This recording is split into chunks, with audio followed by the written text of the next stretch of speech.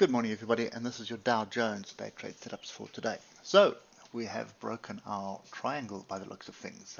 There's our triangle there, still messy, lots of potential areas for support, and I'm going to add another level in here because we're right there. That would be another area for support. We've got a crossover of moving averages here on the weekly as well.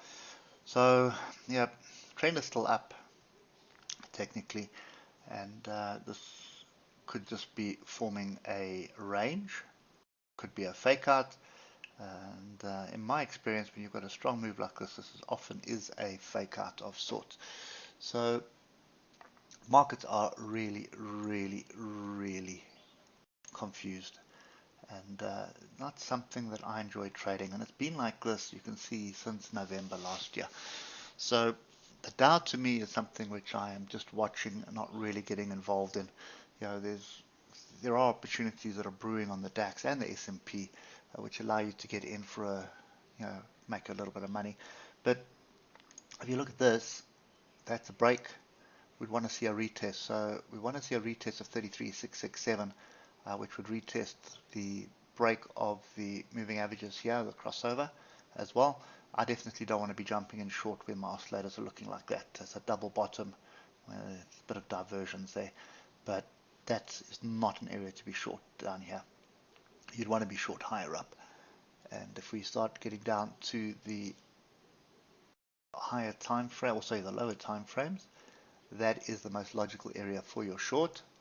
It is 33,479. We are way too far away from the moving averages for me to even consider a short on any of the time frames that we looked at. Now if we get down to 15 minutes, there is a lot of structure here, some actually pretty good structure. So I'm just going to use this level here. You can see that was the base that was formed before the European market didn't open. It happened at 9 o'clock my time. That was the start of the pre-market for the DAX when this happened. So you can see we sort of broke here, but don't pay attention to it. 9 o'clock pre-market opens, drop, and then the buys came in. But look at this pin bar, engulfing bar. There's your entry, your stop. You've got a 100-point stop loss, and there was no reason to get out of this all the way down. You can see it's almost a 500-point gain, so almost a 5-to-1 trade.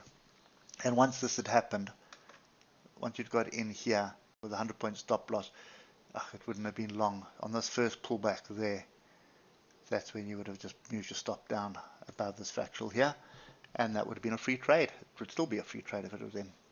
Anyway, what we're looking for is to be short of structure on the 15 minutes. If you're watching 15 minutes, these are the levels to watch. That's 33,248. That is 33,328. You've got a gap up here as well, and this is the ideal one from an hour perspective. That's 33,479. So those are the levels I would be paying attention to. This would be ideal, 33,479, and what you'd be targeting is this 33,080 and possibly even 3,300 as the ultimate target. But that's kind of the view that I've got at the moment. Not entirely convinced that this triangle has broken just yet. I'd want to see a retest of it. That's typically what happens. Price comes back to retest the triangle or even the apex of the triangle. That's typically what happens. If it gets to the apex of the triangle, sometimes it breaks the upside and then you get the move up. Other times you get the rejection and then you get the confirmation of the triangle break to the downside. Just bear one thing in mind, that the actual target of this triangle at the moment, that's the size of it. This one, and you see all the levels in there, which is messy. The actual target is down here, roughly in this area here.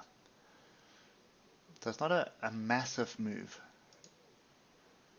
The bigger move would be to the upside because it will take the previous measured move. So you're only getting the height of the triangle from where the break is, which is here, to the downside. So that would just form I'm going to add some more noise to this chart. But ideally what you will see is that. So it would just form a bigger flag, be quite frank. Anyway, just judging by the noise that I've put on this chart, this is something that says to you, stay away from it. Sit on your hands and don't bother with it. Let's see what transpires down here. This is probably going to hold us up. That's 32,720. So if you are looking for shorts, you're looking to be on the lower time frame. You can go 5, 10, 15 minutes. Look at these tails. As soon as you start getting price action rejecting there, and your oscillators agreeing with you, gives you the opportunity to continue to the downside. But bear in mind, short-lived. It's going to be, you'll find structure down here that you need to pay attention to very closely. Me, I'm sitting on the sides. I will leave this well alone. This, and I think the S&P is offering a little bit of opportunities, but this and the DAX is not. Anyway, that's it for me. Hope it helps, and we'll catch up with you tomorrow morning. Cheers for now.